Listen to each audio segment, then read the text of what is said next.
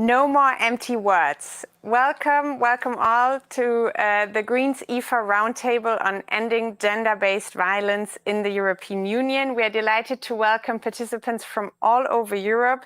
And as you know, 2 weeks ago, the European Parliament really made history when we adopted a report calling for adding gender-based violence to the list of EU crimes. This is really a great step for a safer and more feminist Europe. But you also know that at the same time, the journey is still very long. Gender-based violence is one of the most systemic and widespread human rights violations in the world, claiming thousands of lives every single year, even before this pandemic.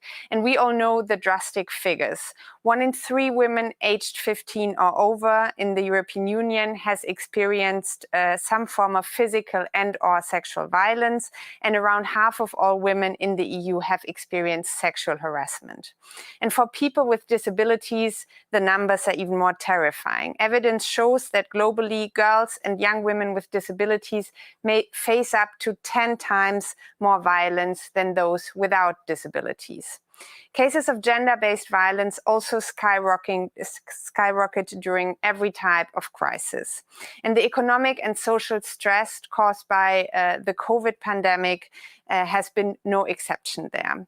In France, during the first few months of the lockdown, the cases of gender-based violence went up by 30%. The United Nations have called this phenomenon a shadow pandemic.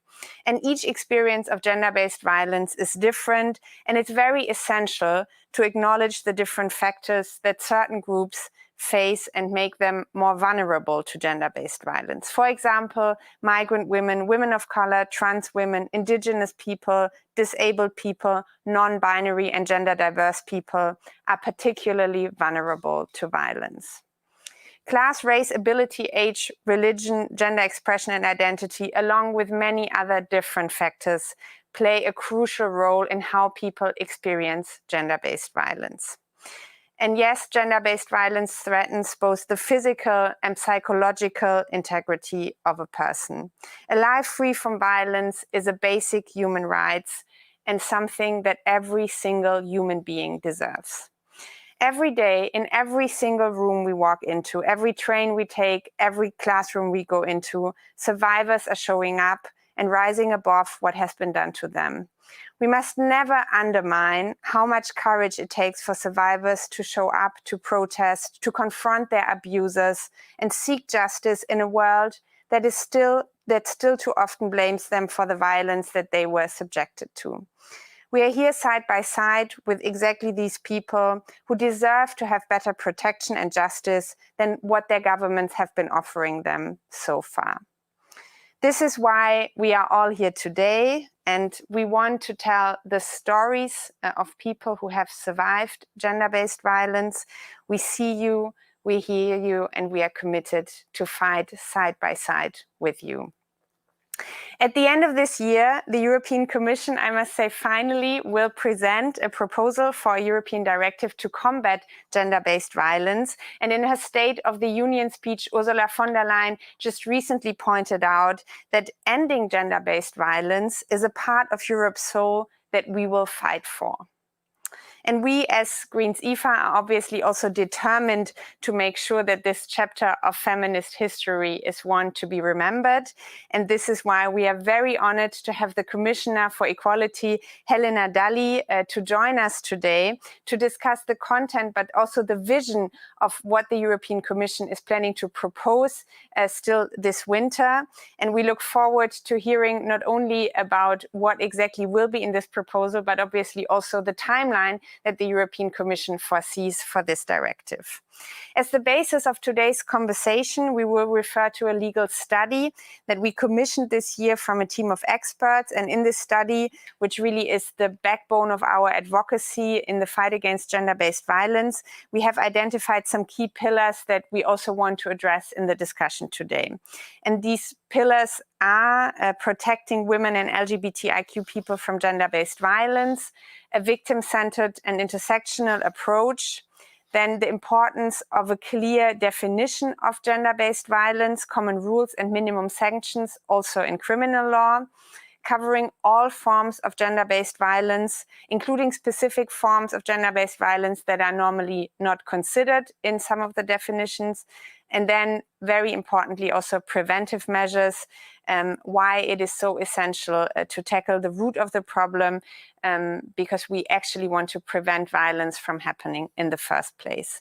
And we also want to talk about how the Directive Against Gender-Based Violence can actually complement the Istanbul Convention and the implementation of the Istanbul Convention, why we must also address the issue of criminalization in the EU context. We have already referred to the debate around Article 83, adding gender-based violence to the list of EU crimes. And we obviously want to discuss an intersectional approach and what this actually means in practice and how it can be implemented. We are very much looking forward to discussing these important issues with you, and not only with the Commissioner, but also with an excellent group of additional panelists, but also with you directly. So we want to make this event as accessible as possible. If you have questions, please do not hesitate to send them to us during the debate already. They will then be passed on, and in the last part of the debate, we can ask these questions directly to our excellent panelists. You can use Twitter, Facebook, or YouTube for that, and then these questions will be passed on to me.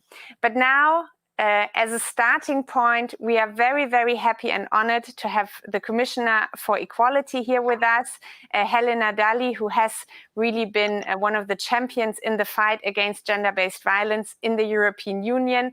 Helena, we are really happy to have you, Madam Commissioner. The floor is yours. Thank you, Terry, and I thank you for organizing this exchange, as well as for your ongoing engagement on combating gender-based violence. As expressed during the September plenary debate, the Commission stands behind the European Parliament's commitment to do everything the EU can to fight gender-based violence. It is time to go beyond words, as you rightly say, and act. Tackling gender-based violence, protecting and supporting victims, as well as punishing offenders, has been a priority of this Commission since its onset, and part of the gender equality strategy deliverables. The increase in gender-based and domestic violence during the pandemic has underlined the urgency to address this. President von der Leyen reiterated her commitment in the letter of intent sent to the European Parliament at the time of the State of the Union address of 2020, and again in this year's State of the Union speech. The Commission Work Programme 2021 foresees 2 initiatives which will be adopted as a package by the end of this year. The first is a broad directive on gender-based violence against women and domestic violence, with a focus on prevention, protection, support and access to justice, including for online violence. And this would include the criminalization of specific forms of gender-based violence and domestic violence on the basis of the existing Eurocrimes in Article 83.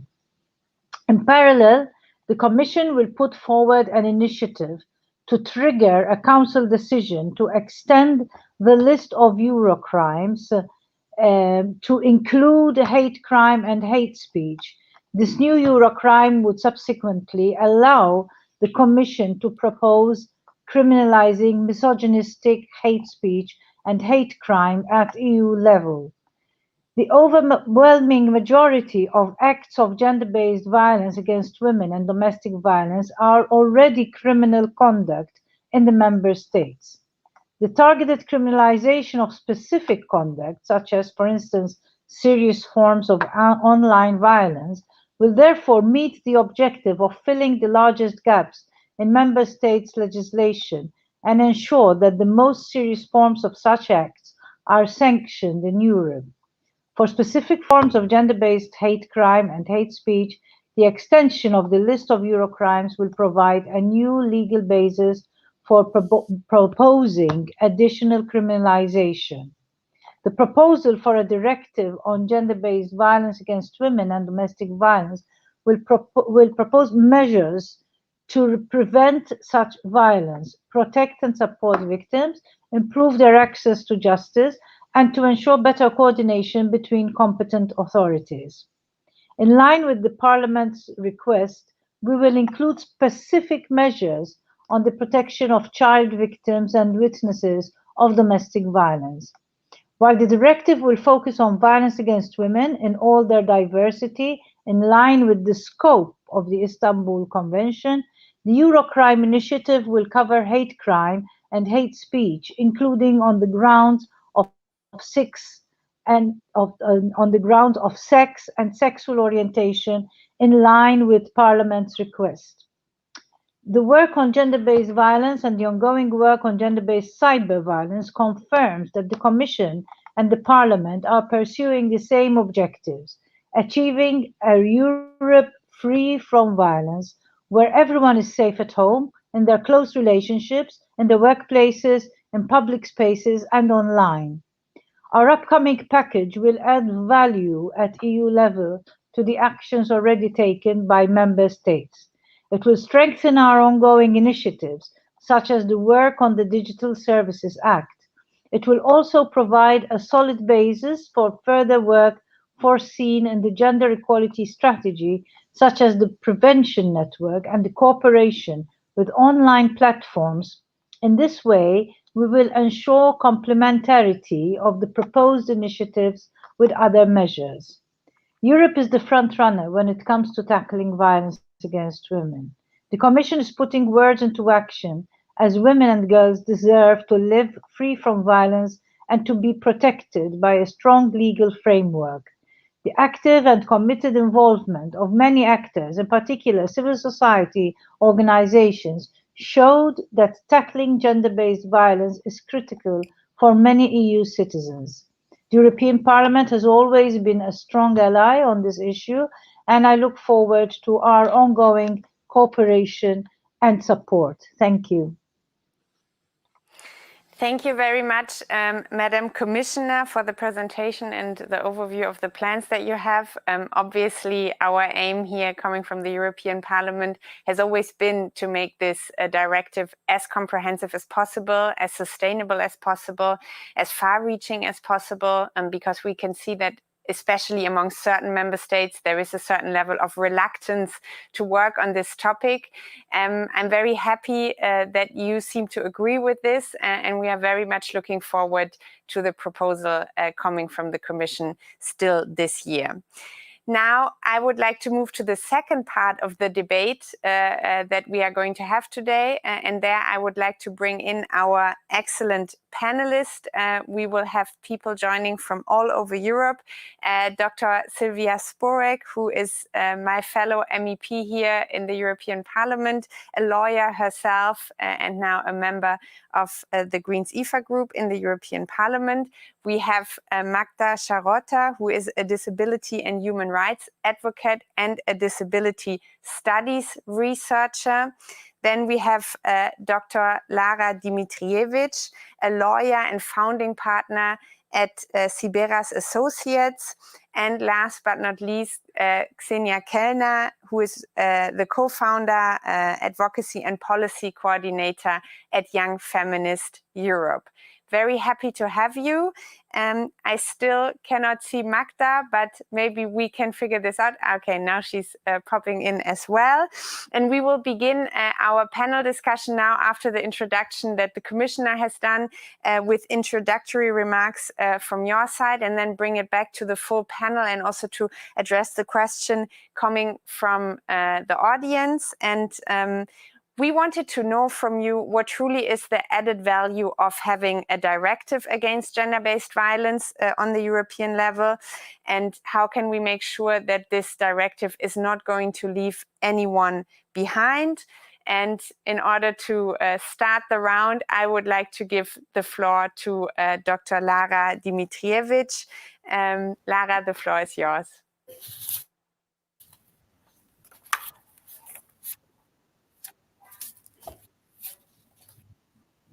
Thank you, Terry. We're ready. Yes. I'm not sure if you can hear me. I seem to be having a technical issue. We can hear you. I can hear you fine. I think the others can hear you as well. Okay, Go I'm ahead. here. All right. Thank you, and good afternoon, everybody. Good afternoon. I'm not sure whether you can hear us. Lara, can you hear us? Okay, maybe we give Lara a moment to refresh the page, and instead of starting with her, I hope it would be okay to already move to the second intervention and then come back to you later on, obviously. So for that, I would like to give the floor to my colleague, Dr. Sylvia Spurek, who is also a lawyer herself and who has been one of the people who have really been pushing for the fight against gender-based violence in the Greens EFA group in the European Parliament. Sylvia, the floor is yours. Good afternoon. Thank you for having me here. I would like to start with stressing that the Istanbul Convention, which I like to call the Constitution of the rights of women and other victims of gender-based violence, is a unique piece of legislation, and currently the best tool at hand to combat and prevent gender-based violence in all its forms. I find it important to mark that our call for a comprehensive EU directive, which we discuss here today, does not undermine our call for the ratification of the Convention by the EU and all its member states. Quite the opposite. These calls are parallel and complementary, which I will explain in my contribution. One of the things that make the framework established by the Istanbul Convention so special is the fact that it recognizes the root causes of gender-based violence, stresses that it is a form of gender-based discrimination, and obliges state parties to address them with specific preventive measures. At the same time, these links between discriminatory structures and violence are the reasons why the Convention is attacked by far-right politicians in many member states. We hear them spreading the myths about the Convention. We see states withdrawing from the Convention, threatening to do it, or refusing to ratify it. In response to all these attacks, we need the EU to defend the values that the Istanbul Convention stands for and to strengthen the protection framework which it establishes. The EU Directive on Gender-Based Violence has a key role to play here. Firstly, it should serve as an implementation tool of the Convention into the EU law, once it is finally ratified by the EU. Secondly, it should enhance the protection from gender-based violence in all the member states. Finally, it should also take us further and develop the standards which the Istanbul Convention set already 10 years ago. To elaborate shortly on these three goals for the Gender-Based Violence Directive, I would like to firstly focus on the procedural matters, which, in my opinion, as attorney at law, are of a great importance, and point out that while the monitoring mechanism of the Convention is certainly its strength, it is still not as demanding as the EU rules towards its member states when it comes to monitoring compliance with the EU law. Grevio, the monitoring body of the Convention, cannot take a state party to the Court of Justice for failing to implement its recommendations. For instance, establishing the standards in the EU directive would open new doors in terms of making states accountable for their actions and omissions. When it comes to combating gender-based violence, there is no space for depending on political will. We need the strongest possible legal weapon. Moving to the possible add-ons to the Istanbul Convention in terms of the merits, I would like to refer to the two topics very close to my heart and to my everyday work, namely sexual and reproductive rights, and protection from gender-based cyber violence. The example of my home country, Poland, shows how fragile reproductive rights are and how easily they can be taken away by the government, establishing de facto abortion ban. These types of action, denying access to safe and legal abortion, are a form of gender-based discrimination and violence. The European Parliament has stated that explicitly 2 weeks ago in its call for the inclusion of gender-based violence in the list of EU crimes. We need that clear reference to be included in the directive so that we finally have a legal tool to guarantee that all women, no matter if they live in Warsaw, Budapest, or Brussels, have the same rights to decide about their own bodies. The other important issue, not specifically recognized in the Istanbul Convention, which I have to mention, is gender-based cyber violence. With constant digitalization and more time spent online, existing forms of violence are evolving and new forms are emerging. Cybercrimes are now a widespread manifestation of these violations of fundamental women's rights. The EU must act to combat them, as currently member states are failing to do it.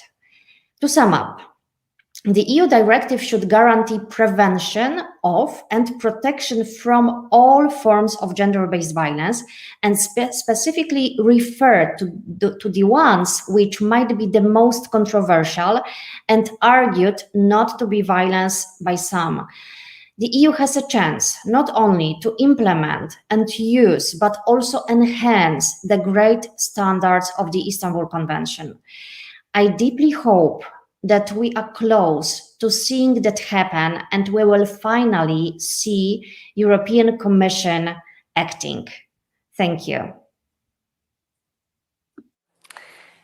Thanks a lot, Silvia, for setting the scene now, also very clearly referring to the Istanbul Convention, the implementation of the Istanbul Convention, but also the additional aspects that we would like to see covered in a directive and the added value that a directive has. Now I would like to see whether Lara has refreshed the page and is with us now. That looks good.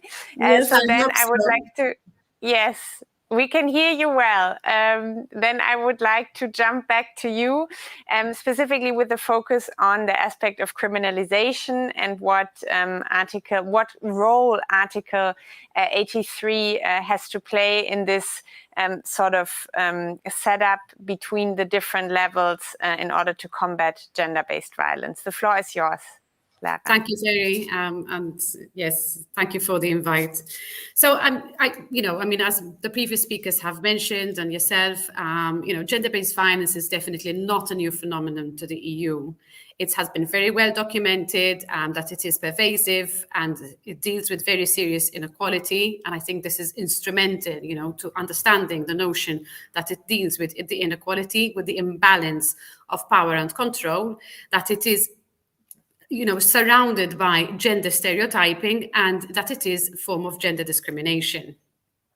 And we also know that gender-based violence tends to have the potentiality of being a transnational crime, such as, the cases of stalking, and as my previous speaker mentioned, the cyber element of it, including, other forms of sexual exploitation, for example, when it comes to trafficking. So, there is this cross-border effect. The European Union as a union in itself, in its declaration of Declaration 19 of the TFEU, has already unanimously agreed to eliminate inequality. And that's why I said it's important that we understand that here we are dealing about, gender-based violence is a form of inequality. So the union in that of itself is already committed towards addressing the inequality, and perhaps not directly, specifically dealing with gender-based violence, but the commitment is there. We've also seen a number of other EU policies that have been developed and action plans, and of course, last but not least, the last resolution passed by the European Parliament a few weeks ago. So commitment has always been there. Also, one has to understand that the concept of gender and understanding of gender is, again, not a new terminology within the EU. If you look at the Victims of Crime Directive in the recital, it does make reference to a crime, gender-based violence, as being a crime, and here I quote, directed against the person due to the gender identity, and gender expression. So despite the backlash that we are seeing, yet at the same time, the Union has already used this terminology within its directive.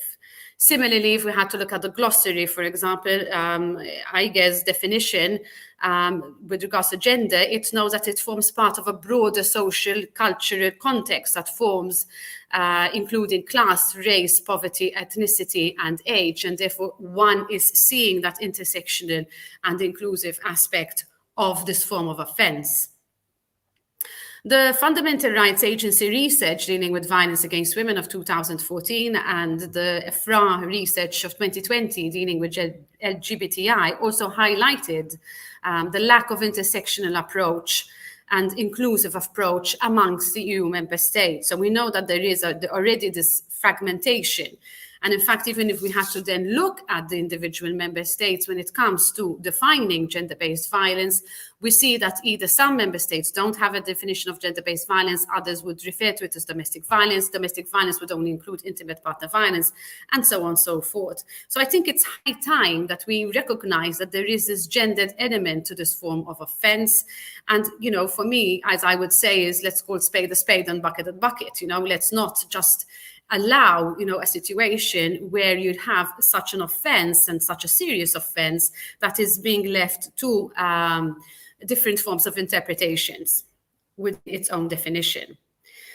Even if we had to look at the Victims of Crime Directive, and here I also make reference to the European Compensation Scheme, again, we see that there is a lack of victim-centered approach. And why I say this within the human rights framework. So despite the fact that we have allowed the situation, you know, we have these directives that are regulating and that are bringing to the forefront the understanding that victims are entitled to compensation, for example, in this context, I think research has shown us that it's much left to be desired. And therefore, such a directive not only needs to be inclusive, but also needs to ensure that the victim is put at the core, at the center of the directive. Of course, one of the fundamental principles of the Union is the freedom of movement. And I think this is paramount. It has been key in its initiative from the inception of the Union. And in fact, various regulations have then subsequently been implemented to ensure that there is a mutual recognition for the criminal, for example, criminal and civil protection order. So you have it is recognizing that there is the crossover, the cross-border effect element within the importance of having a protection order. And, you know, as I mentioned, like this, it's in and of itself, just by recognizing the cross-border impact within this context, you are recognizing that gender-based violence is not merely restricted to one member state and that stays there, you know, that you're already seeing that with the movement of person, that is going to bring that effect. As I mentioned, even, you know, case in mind, of course, as Dr. Spurek mentioned, is cyber violence, but also stalking. So likewise, GBV, as I mentioned, is already recognized offense within the Union. It is a crime that in and of its very nature is serious offense that affects a person and person's integrity. And it is for this very reason that is why it should be an offense that should be recognized in terms of Article 83 as having the cross-border element. Again, you go back to even the Charter, another argument of why it has also an added value and why it is an important offense, an important crime to the Union, is that the Union within the Charter does recognize and wants to protect its citizens against discrimination. And again, I go back at the beginning, I mentioned gender inequality. You know, the inequality aspect is very important. Inequality would bring in the gender discrimination. And that therefore it mandates, the Charter in and of itself mandates that all citizens within the Union are treated equally. So we cannot leave a situation whereby you have this differentiation in interpretation and transposition, or even in defining what the the elements, the main components of the offences in itself of gender-based violence. And therefore, that is why I think that gender-based violence would not only ensure, the directive would not only ensure that we would have this uniformity, and not only would ensure that if it is added to the list of serious offences in terms of Article 3, that you would have a mutual recognition, but I think that we need to go a step further when we come to putting the victim at the centre. And here I make a reference to also an added consideration of perhaps an article, which would be Article 82 here, where you would even have the procedural elements that would be taken into account. So it's okay to have the substantive and impact, understanding of the cross-border effect, but also not to allow a situation where the interpretation of the procedure would be different from one member state to another, because that, in my opinion, would be detracting from putting the victim at the center, because there would be a lack of conformity of, for example, what certain evidence can be brought in order to hold the perpetrator accountable. Last but not least, of course, the Gender-Based Violence Directive should not replace the Istanbul Convention, but rather be a complementary legislation. So once ratification of the Istanbul Convention, as the previous speaker has mentioned, is important, has its limitations. It does not recognize certain forms of violence, and therefore a directive would definitely ensure that the provisions, because by the very nature, the impact of the directive would be transposed at national legislation, and therefore there will be some form of accountability and monitoring in that regard. Thank you, Terry. Thanks a lot, Lara, also giving us a little bit more of a legal background of what we are actually discussing, how gender-based violence has already been covered in EU law, and how this would basically be just a follow-up of already steps that were taken in the past inside of the European Union.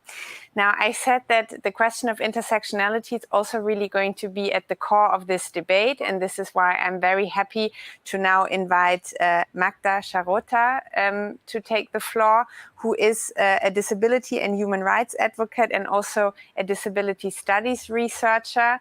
We are very happy to have you, Magda. The floor is yours. Thank you for organizing this event and for the invitation, and also for giving a strong focus on disability, which should be a standard practice generally and specifically in feminist politics. I'm happy to be able to join you because I had some problems today with connectivity. And since I'm based in the UK, I hope it's not yet another negative aftermath of Brexit. But jokes aside, and in the spirit of inclusivity, let me shortly visually describe myself. So I am wearing purple glasses, colorful dress with a black turtleneck, have curly hair, and behind me there is a white wall. So regarding your question, what is the added value of the EU directive on gender-based violence? First of all, I'd like to start by saying that on behalf of many European feminists with disabilities, it is our expectation that EU ratifies the Istanbul Convention so that key EU values are hashtag, to use your hashtag, no more empty words. And indeed, there is no time to waste for politicians and legislators when it comes to eradicating gender-based violence, crimes, and feminicide. So plans for the directive comes for us as a good news. Lives, for instance, of girls and women with disabilities are at stake every day. As well as the quality of those lives need enhancement. And Terry, you at the beginning gave some figures, and I add that some research also shows that between 40 to 60% of young women with disabilities experience sexual violence before the age of 18. Overall, girls and women with disabilities face disproportionate discrimination in comparison to women without disabilities in all spheres of life, in both private and public spheres. Given the political impasse that you already described surrounding the ratification of the Istanbul Convention on the one hand, and the intensifying women's rights and gender equality backlashes on the other, as well as the overarching challenges connected with the pandemic, well, it is critical that the long overdue EU directive is ready to be put to use within, let's say, months.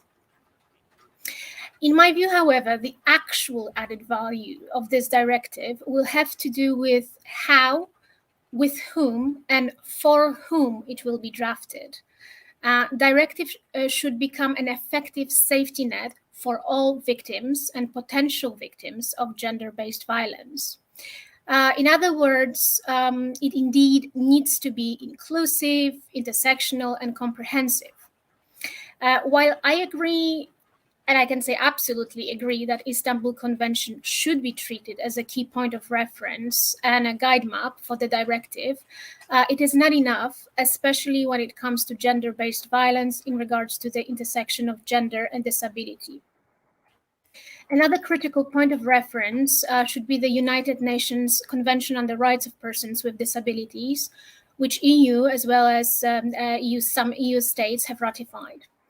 The wealth of knowledge and practical recommendations regarding, for instance, the intersection of sexism and ableism can be found in the CRPD's committee concluding observations, which are issued periodically, many of which are based on shadow reports of Organization of Women with Disabilities and our allies. Tapping into those resources and carrying out consultations in accessible way so that feminists with various types of disabilities can participate, can increase the chances that the said comprehensiveness, intersectionality, and inclusiveness of the directive will not be compromised due to generalizations. There are many widespread generalizations that are circulating also in the policy making circles. And when those generalizations are put in effect, they create holes in the legal safety nets through which then many women and girls with disabilities fall. There are many important factors to be kept in mind in this respect. For instance, while disability is gendered, disability is not monolithic. There are physical, intellectual, mental, sensory, and other types of disabilities. So when conceptualizing gender-based violence in regards to disability, it is essential to be precise. What kind of disability-based oppressions directive addresses in regards to prevention, protection, and persecution of the said violence? I hope that the process of conceptualizing the directive will also be an opportunity to refine and broaden various other concepts which are important for tackling gender-based violence. Well, for instance, much can be learned from the lived experiences and perspectives of women with intellectual disabilities about the forms and scope of sexual violence. Moreover, the sole concept of domestic violence, as well as profile of the perpetrators, needs to be reframed in order to take into account the gender-based violence that is experienced on a daily basis by women with disabilities who are institutionalized. So institutions are their home. And many of those victims are also senior citizens. So then we need to look into the intersection of gender, disability, age in the context of dependence, care, and the interconnected unequal power relations. Finally, I hope that the process of conceptualizing the directive will be also done together with survivors of gender-based violence, who, as my experience as disability studies researcher shows, make really impressive use of the analytical tool of the personal is political. So policymakers and politicians can learn loads from them, and in effect, hopefully draft, and it may rhyme, what I will say now, an effective directive. Thank you. An effective directive. Thanks a lot, Magda, for these very interesting insights and recommendations that you have given. But before we move to the last speaker, obviously also the inside questions, comments from the audience are very much welcomed. So if you have questions, you can post them on Facebook, on Twitter, or on YouTube on this specific topic of disability, but also obviously on all the other questions that have been raised, or all the other inputs. And now, last but not least, we are going to come to our last panelist for the introductory remarks, who is Xenia Kellner, the co-founder, advocacy and policy coordinator at Young Feminist Europe. And Xenia, we wanted to ask you, because obviously the question of women with disabilities is a very crucial one, but there are also other aspects of having an intersectional approach to an effective directive. I'm going to use this catchphrase again. For example, addressing issues of anti-racism, young women, also women from the LGBTI community. So maybe you could give us a little bit of the reflections, what you would like to see in this directive in order to take these diverse backgrounds and diverse needs into account. Xenia, the floor is yours. Thank you, Terry. And yes, first of all, I think we have already heard so many important points and arguments why we really need this directive as something complementary to the Istanbul Convention. And yes, so at YFE, maybe to also not repeat things that have been said, at YFE, what we really work a lot on is pushing for a more intersectional approach. What does that mean? I think we are hearing this term more and more often, and we need to be very careful that it's not just about the diversity aspect, which is an important one. So we have to be aware as women and people,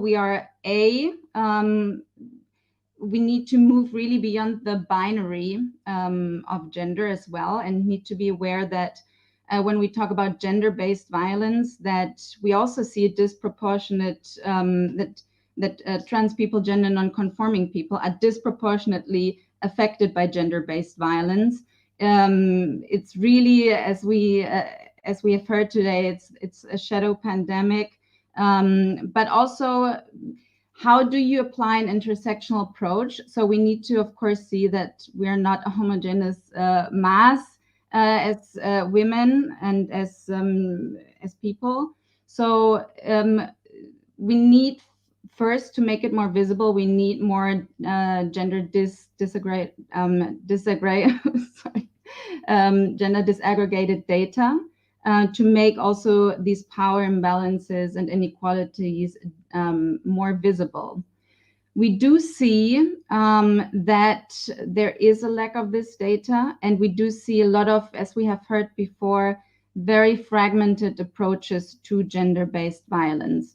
So what we do not see at the moment and reflected in many of the policies is the awareness that people who make experience with racism, people who have who are discriminated based on race, on gender, on their sexual orientation, are differently affected. So on the one hand, we really need to make this more visible, to take the right measures and raise awareness on this. But we also, at YFE, Young Feminist Europe, what we also stress is that when we talk about gender-based violence, we often understand it as something that only happens or that is focused in this directive in the domestic sphere. But we need to think about to widen this definition and also think about gender-based violence by states, by institutions, private sector, and beyond. So we should not narrowly associate it just with domestic violence, and analyze it also in other spheres. I think we have heard this before, so by with the example on Poland, and how important it is to also how women human rights defenders are, for example, disproportionately effective and very specifically affected, or female politicians who are, we've seen this a lot, young women or women in general who are attacked in the cyberspaces and in cyberspaces. So we need really specific approaches and need to incorporate, need to use this as a chance to also have less fragmented approaches and to really have an analysis, but also in terms of preventive measures, protective measures in all of these different steps. Maybe as a point to not repeat myself too much, let me just check what we have not heard today.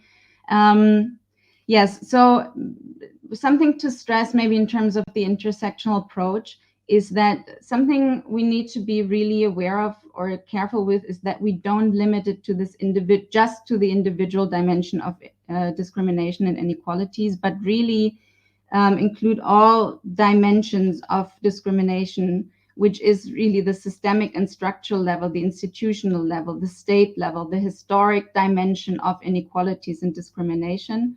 So what role, how do we want to integrate this into the directive? I think this is a very important question and a very important point that we need to address more.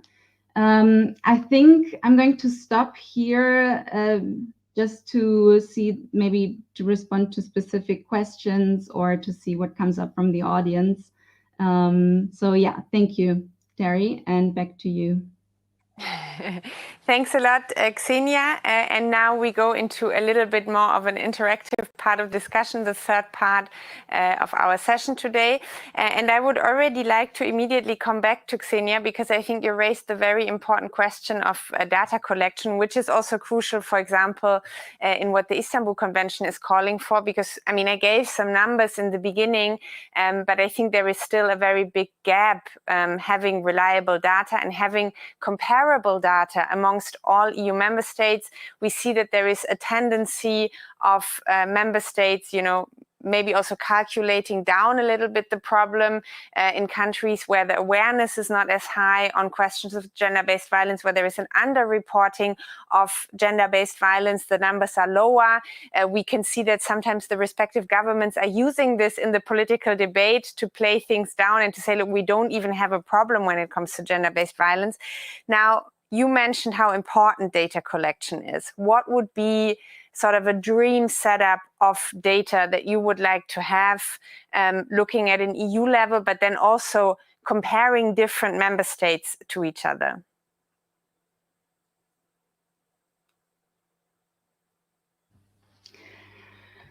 Yeah, so with data, data collection, it's a very tricky question, because on the one hand, we need to make the very specific forms of violence, or how different groups who experience different forms of discrimination and inequalities are affected. But also there can be a risk in collecting a specific type of data. It can put people, because when you select it and when you collect the data, you of course need to approach the people who experience this. And in some states, it's just not guaranteed that there won't be consequences or harassment. And we have seen, it's very concerning. We have seen in countries, states violence, more violence against LGBTIQ people, against trans people, against migrant women. Maybe also to mention, I think it would have been really good to hear also today on this panel from someone specifically from who works in the intersections with racism and from migrant women, because it also puts people at risk to collect this type of data. We need it more. It's a bit tricky to find a good solution and a good path for it. Maybe someone else also has on this panel has some experience or ideas how this could work. Yeah, giving the question to others. Thanks a lot. I don't know if Lara or Sylvia, Magda seems to not be here anymore for the moment. Maybe also the connectivity with relating to Brexit, referring to the joke, has come up again. But maybe Lara or Sylvia, would you like to reflect on this question of data collection, which is crucial at the same time can also be challenging at times? Maybe Lara, you would like to go first? Sure. I think it's paramount, as you mentioned. Not only they refer to in the Istanbul Convention, but there has to be this sense of legal obligation to understand what the situation is within each and every member state when it comes to gender-based violence. So this can only be done by collecting the data. Now, of course, I'm very much aware that data collection can be tricky. However, there are certain levels of data collection that can be done. For example, I give the police case in point, that they would have their own data that they are, creating their database that they are creating, which can have an intersectional approach. I've seen in my country, I'll give an example, at least in Malta, it's not accessible to the public, but it is accessible upon request. And they would have, for example, data according to age,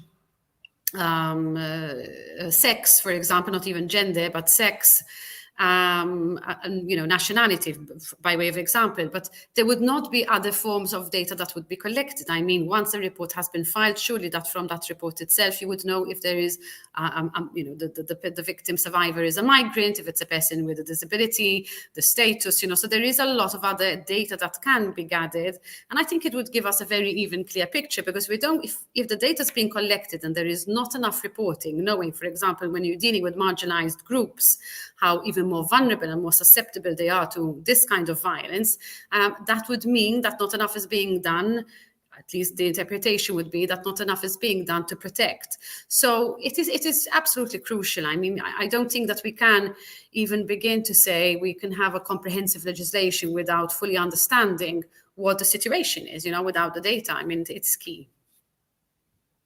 And obviously also monitoring the developments, because we also want to see what kind of policies actually take effect, and how we can actually really tackle the problem of gender-based violence. Now, before I bring it back to you, Sylvia, I would like to add another question. You're also very welcome to comment on the issue of data collection, also with regards to Poland. Maybe it might be interesting to get an insight there.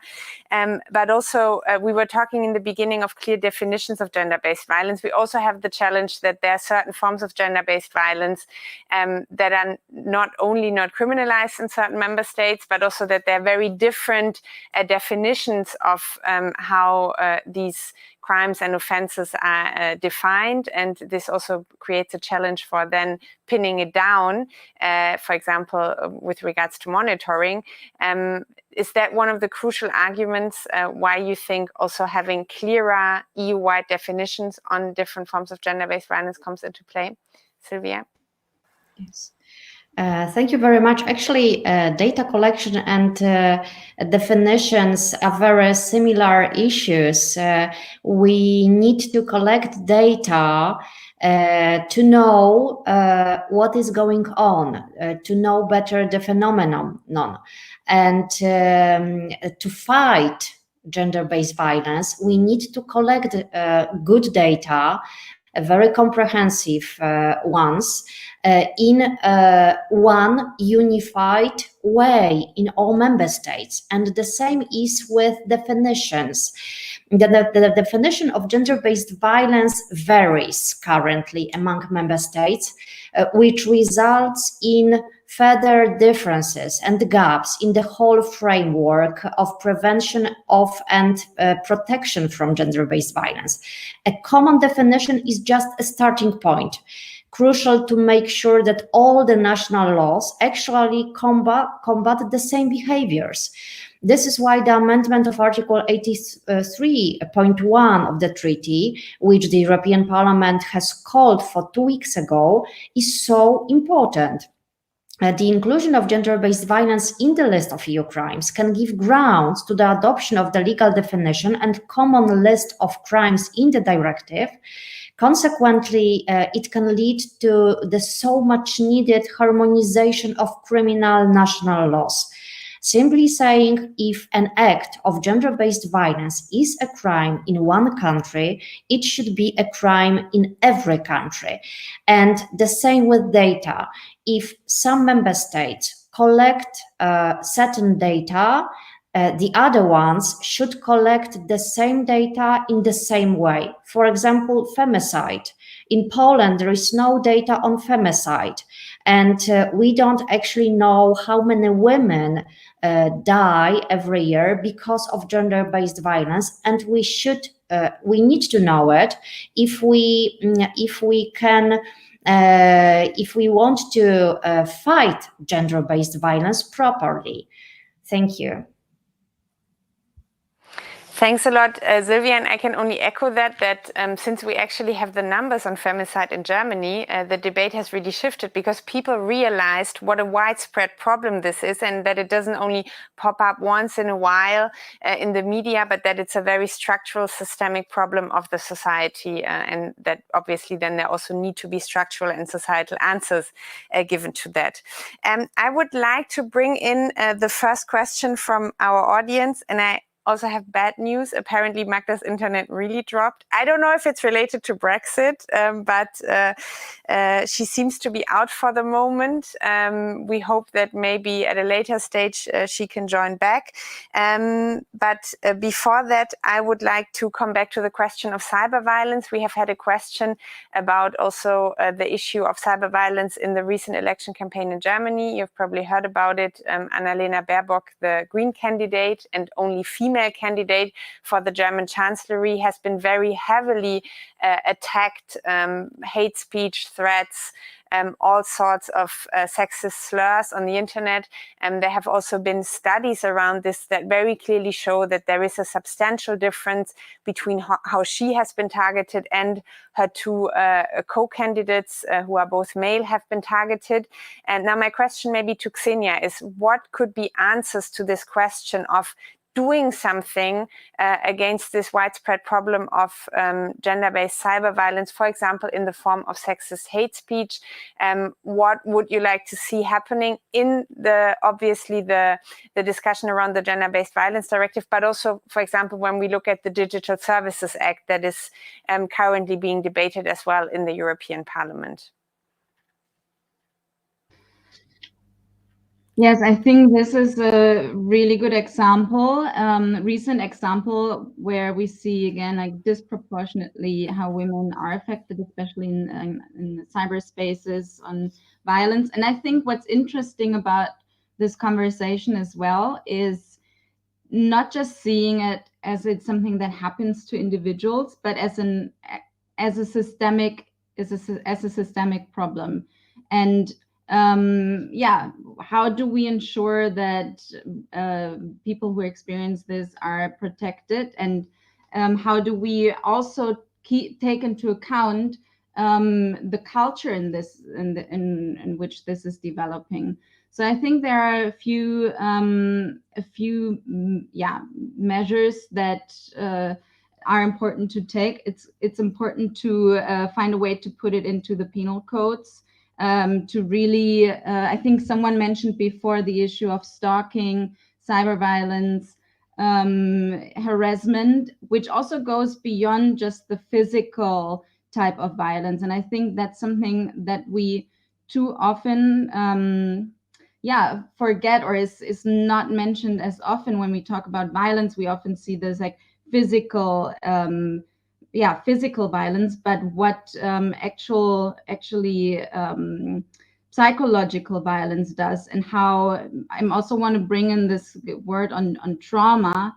I think we also, which is something we should talk much more about, the fact around trauma and what causes trauma and how do we treat trauma, how the system, how it is currently, is also re-traumatizing victims And I think trauma is also an important part when we talk about different forms of discrimination and inequality, how systemic racism, how systemic issues around systems of inequality cause trauma, and how this can also be seen as a type of violence that where we should think about how do we address it. And sorry, I'm a bit going off your question around cyber bullying and violence. I wanted to I thought it fits a bit together. But we need to acknowledge that a lot of things happening in cyberspaces and in virtual spaces today, and we need to have in the different penal codes, in the directive, specific measures, criminal measures that really address the issue of stalking, of not just physical violence, protecting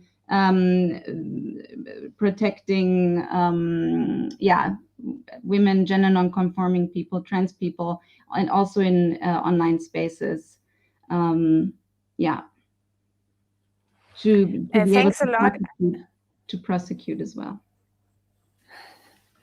Thanks a lot. I think it's really important and crucial that you bring in this aspect of trauma, because I think especially in this pandemic, we have also seen a constant deterioration in the mental health, especially of specific groups, also taking into consideration women here, but also many of the other groups that you were mentioning. So I think it's very important to link the different issues. Before I go back to another topic, talking about prevention, I would actually like to bring this cyber violence question also back to Sylvia, and because you are the rapporteur for a report on this as well, specifically focusing on cyber violence. Maybe you can fill us in a little bit. What are the suggestions? What the European level can do in this field? Because as Lara has also mentioned in the beginning, and this is certainly in a lot of cases a cross-border offense. I myself have lived through the experience that for German police to get in contact with Facebook, which is situated in Dublin in Ireland, is a very, very big challenge and can make actual prosecution very difficult, if not really impossible, for victims of cyber violence. So maybe, Sylvia, you can talk about what the European Union can do in order to facilitate these processes and better protect victims from cyber violence. Yes, thank you very much for this question. Actually, we are going to discuss this report in November during plenary session, and we would like to call on the Commission in terms of gender-based cyber violence directive, because in our opinion, cyber violence based on gender is just the same face of an old enemy. Meaning violence against women and gender-based violence offline. And a lot of women experience cyber violence because of their public activities, because they are MEPs, actresses, businesswomen, journalists, activists, and so on. And we would like to have the criminal law harmonized finally in this regard, because member states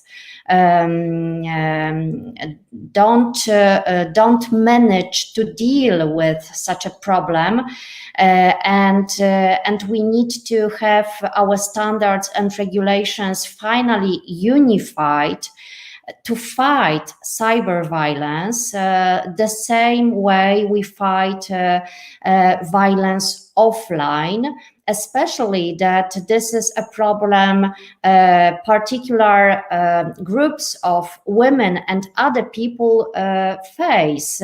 This is about women, but this is also about Jewish people, LGBTIQ people, Roma people, and hate speech online is really strong, and it results in health problems, problems, distress, fear, and it could result even in changing our way of living to avoid such behaviors. So some women limit their activities online just to avoid online violence, and it's not fair, it's not right, and we will discuss it in November, and we would like the Commission to act. It is certainly not fair, and it is not right, and it is actually a threat to democracy, because if people do not feel that they can exchange their points of views and opinions anymore, then democracy is going to die. I mean, this is something that really goes beyond the specific groups that are affected by it. So thank you so much for the work that you are doing there, and we are also going to follow up, obviously in the context of the Directive Against Gender-Based Violence, but also in the report that you are the rapporteur for. Now, I would already like to come to the last round, where I would like to come back to all the speakers. Unfortunately, it seems that Magda cannot tune in again because of the technical problems, which really is a pity. Now, my last question to all the three of you would be, which kind of specifically preventative measures would you like to see included in the directive, in the proposal from the Commission? And we would obviously also write all of this down and then send it to the Commissioner again to put pressure to have this included in the Commission. And I would like to start on this question with Lara. Okay, so first thing that constantly comes up to my head is gender equality and addressing gender stereotyping. I mean, ultimately, when we're talking about any form of gender-based violence, online, offline, whatever it is, we are constantly talking about inequality. So unless we truly come up with a measure of addressing the issue, we're just going to keep on going around in circles, and we're just what I refer to as plastering a problem, but ultimately not dealing with the root of the problem. And that is what the root of the problem is. That is what the cause is. So, you know, enforcing educational programs, so having it from a general public campaigning, raising awareness. So this is something that needs to be codified as something like as similar to what is in the Istanbul Convention.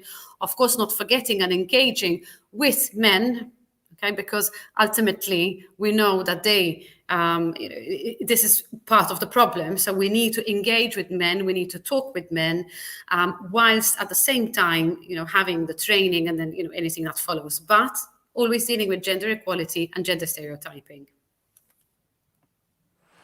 Thanks a lot, Lara. Next, I would like to come back to Xenia. What would you include in terms of preventative measure in this directive? Yeah, I can only echo what Lara said. I think we really need to tackle the root causes, which lie in gender stereotypes that we need to tackle. And I think going beyond that and also adding this intersectional idea and lens to it is also not just thinking about the gender stereotypes, but these systems of inequalities and how, yeah, in general. So when we think about education and breaking gender stereotypes, it also needs to include how do we tackle systemic racism? How do we tackle other systems of inequality? And how do we apply a gender transformative approach to that? So yes, in education, I think it's very important that we that we integrate that more there. And I think another important point is really this thing around including men. And I also think when we talk about gender-based violence, we often talk about women experiencing violence, but not really address also that or focusing a bit also on who is causing violence, and yeah, doing some education and research also there. So men as perpetrators of a lot of the violence. So really tackling some of these toxic masculinities and some of the traits that cause violence, finding out more about why are people, or why do we have violent people? And I would, add that there are many other recommendations I think we submitted as well for the directive from Young Feminist Europe site, but maybe to stress these two points. Great, thanks a lot, Xenia. And then Sylvia, what in terms of prevention would you like to see in the directive? Obviously, and my predecessors also mentioned them, education and raising awareness are of a great importance. We need to indicate what kind of educational activities we need. So education at schools, education of law enforcement officials like prosecutors, police officers, judges, but also raising awareness among societies in general. And we need to indicate what exactly should be in this educational materials, what goals are we going to take when we are talking about education, root causes and consequences of gender-based violence. This is obvious because, and this is also about equality, anti-discrimination, because as CEDAW committee says, violence against women, gender-based violence is just the most dramatic form of discrimination, gender-based discrimination. So these two issues are really important. But I totally agree also with Lara. Inclusion of men in all activities. 16 days of activism against violence against women are coming in November again, and I encourage all men to wear white ribbon in their pockets, because this is a very good starting point to discuss. I'm against violence against women. I don't use gender-based violence, but I also support NGOs, activists, and help all women that experience violence. So wear white ribbons, not only during 16 days of activism, but also the whole year. And this is my address to all men. Thanks a lot, Sylvia, with this appeal also to get engaged yourself, to become active in the fight against gender-based violence. Now, before we go back to my colleague, Diana, I would like to make one last round, because as you all know, we are approaching the 4th anniversary of the big outrage around the Me Too movement, addressing sexual harassment, but not only that, also other forms of gender-based violence. And maybe very quickly from your side, do you have the feeling that in these 4 years enough has changed, that we have an awareness that is sufficient inside of the societies, or what would we need in order to create that? Is it time for a new Me Too movement? And what would maybe be the main issue of that if you were to decide? And maybe, Xenia, we start with you. I think that's an excellent question, and also it shows the importance. I think what has changed with them. I think we have seen a lot of changes in the Me Too movement, and I think it's an excellent example that we need for change and transformation on this topic. We always need a multi-layered approach. So we need a directive, we need criminal measures, but we also need these shifts in mindsets in society. And this type of change happens in civil society, which is why we desperately need much more funding for civil society organizations to do this type of work, to the movements directly, to the organizations directly, to do this type of work, because this type of transformation in society and change needs to happen on all levels. So we really need to close this gap between these different levels and need to align it. It's always time for a new movement. I think we have achieved a lot. I think it's really good to see how much has shifted.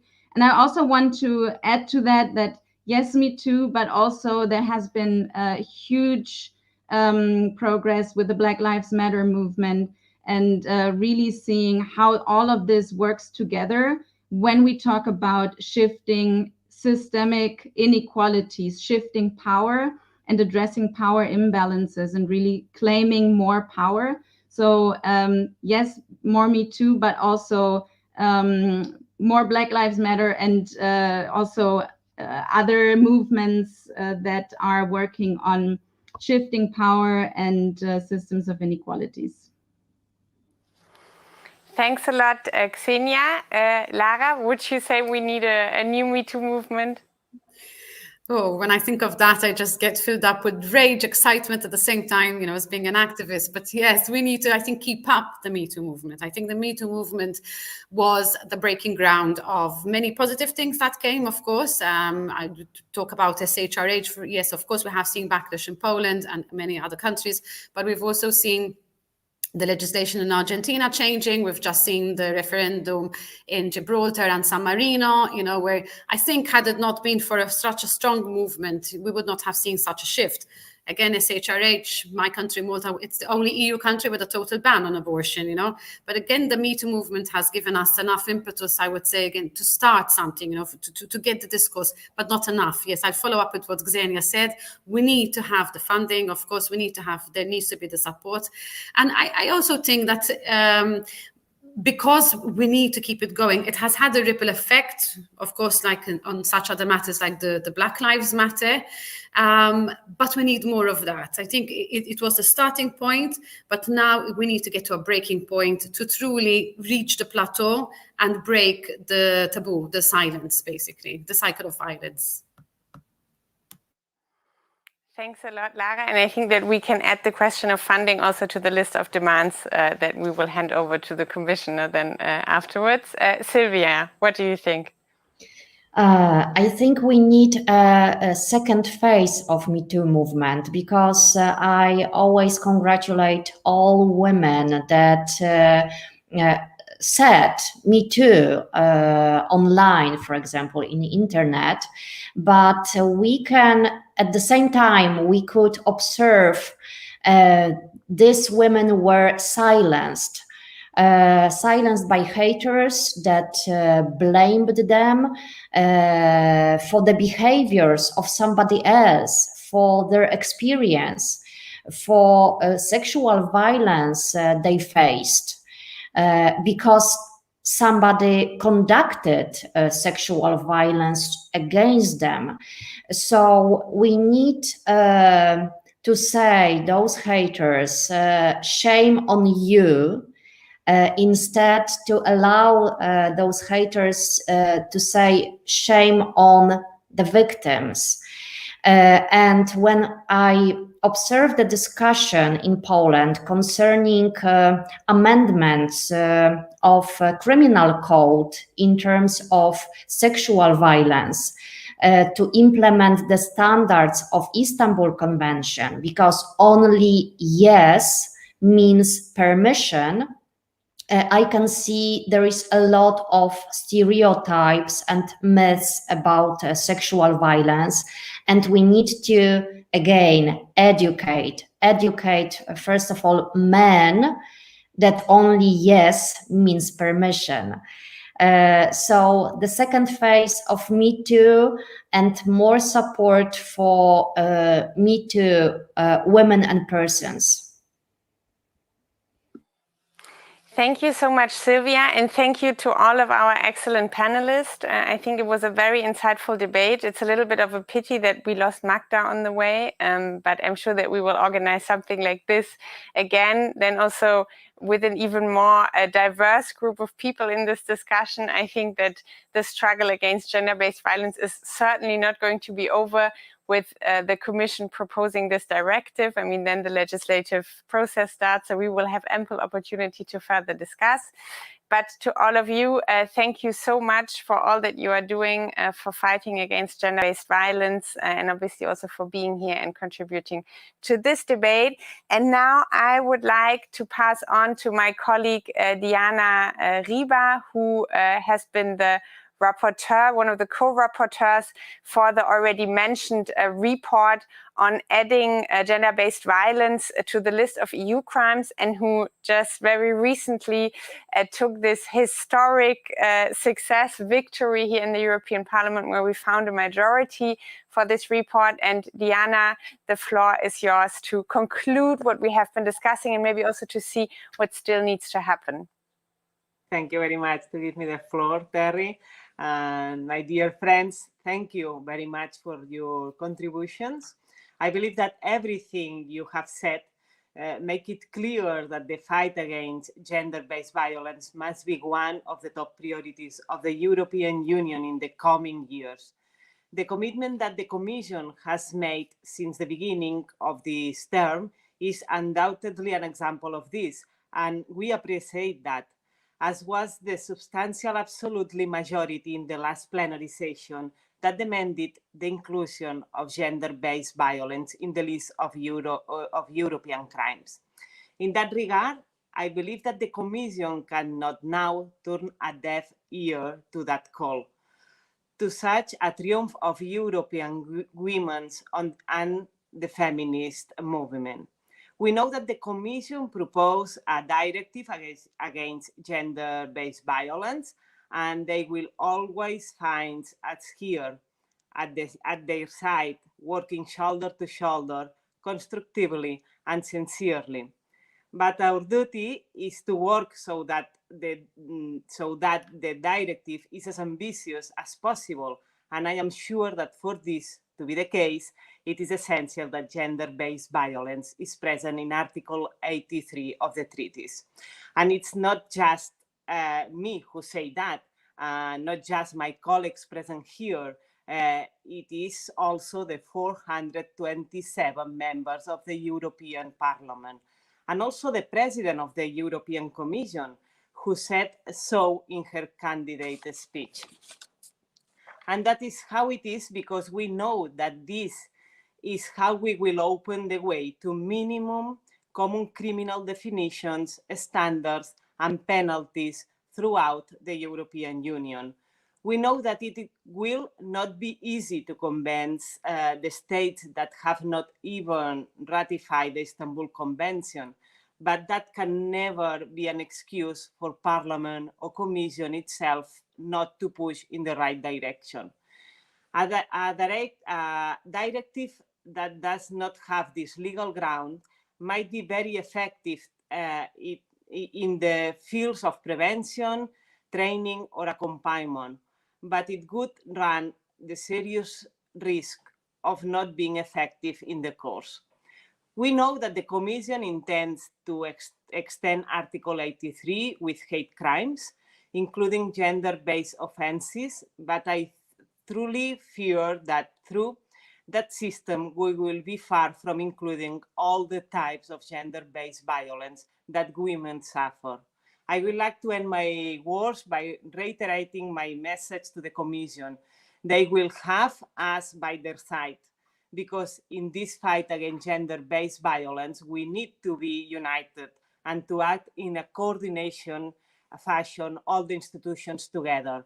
But we must also tell them that we will not shy away from our duty, in which we must be as ambitious as possible. Thank you very much. Thanks a lot, Diana. Thanks again to our panelists. Thanks to all the people who have been watching, and a very special shout out also to our wonderful campaigner Annika, who has been largely behind organizing this event, and the technical support, Jeroen, Beate from my office, a lot of other people who have been working in the background. Thank you so much for all that you are doing. And I think it has become very clear that we can see all the pain and the suffering that gender-based violence is bringing to so many people across the European Union. But at the same time, we can also see the strength of these survivors, the people who actually fight back against gender-based violence, the people who fight back against a backlash on our rights, and the people who fight back against injustice. And we as the Greens EFA group here in the European Parliament are going to continue to stand by your side. And we can see over the past years, things can change, we can improve things to the better, and we will continue to fight against gender-based violence and to do exactly that for a future in Europe that is violence and discrimination free. Thank you so much, everyone. Now have a wonderful rest of the afternoon.